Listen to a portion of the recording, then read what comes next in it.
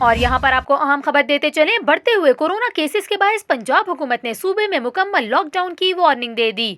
وزیر صحت پنجاب ڈاکٹر یاسمین راشد نے کہا، لاہور میں مثبت کیسز کی شرح 19% تک پہنچ گئی، جبکہ پنجاب میں مثبت کیسز کی شرح 11% ہے۔ انہوں نے کہا، اگر لوگ احتیاط نہیں کریں گے تو پھر صوبے میں مکمل لاک ڈاؤن کر سکتے ہیں۔ دوسری جانب آپ کو بتائیں، وزیر اعلیٰ پنجاب عثمان بزدار نے وبا کے بڑھتے ہوئے کیسز کے پیش نظر سخت اقدامات کا عندیہ دے دیا۔ وزیر اعلیٰ پنجاب نے خبردار کیا کہ مارکیٹس اور بازاروں میں رش سے کورونا وائرس تیزی سے پھیل رہا ہے۔ اگر احتیاط نہ کی گئی تو صورتحال سخت اقدامات کی طرف جا سکتی ہے۔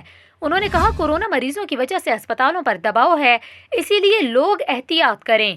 انہوں نے کہا، اموات کی شرح میں اضافہ تشویشناک صورتحال اختیار کر چکا، صرف ماسک پہننے سے کورونا سے بچاؤ ممکن ہے، کورونا کی وجہ سے اجتماعات سے گریز کریں۔